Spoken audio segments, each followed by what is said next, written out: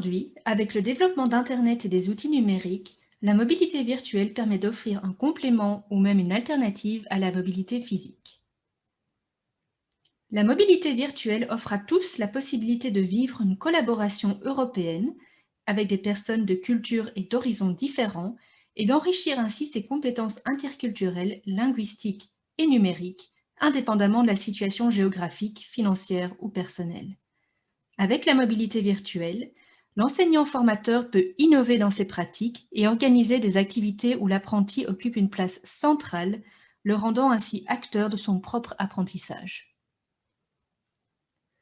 Pour construire une séquence de mobilité virtuelle, plusieurs paramètres sont à prendre en compte. Les données de votre partenaire, matière enseignée, âge et niveau de ses élèves.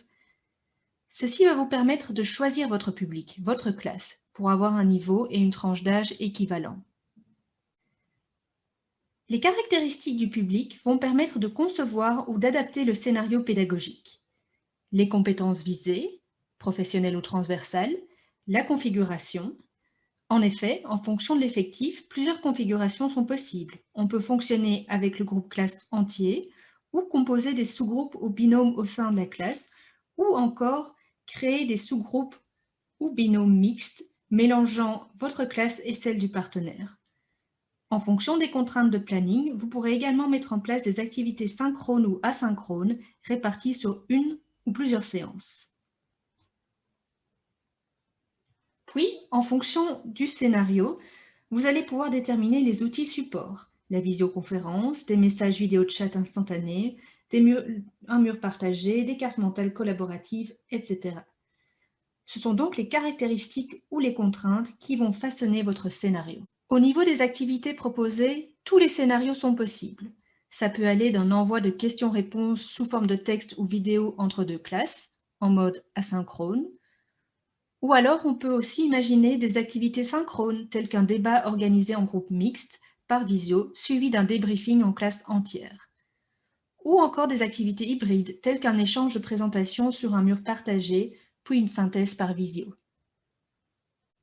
Le scénario pédagogique peut être présenté sous différentes formes.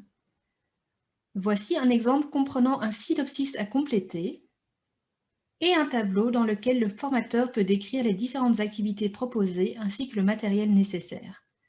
Ce tableau peut être mis en ligne dans un espace partagé afin de faciliter l'écriture collaborative entre les deux partenaires.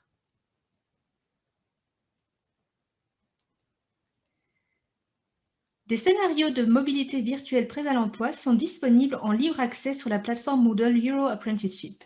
Cette plateforme, dédiée à la mobilité virtuelle dans le cadre de l'enseignement technique et professionnel, est alimentée par les travaux des partenaires du projet IMOVA et du projet 4Trainers.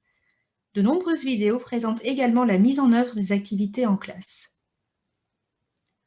Vous pouvez également vous inspirer de la plateforme européenne eTwinning qui encourage et soutient la collaboration entre les établissements scolaires européens.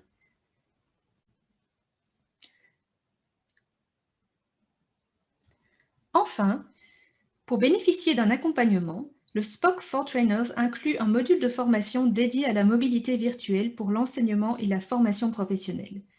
Ce module vous permettra de découvrir des exemples de mobilité virtuelle et d'être accompagné pendant les phases de conception et d'expérimentation.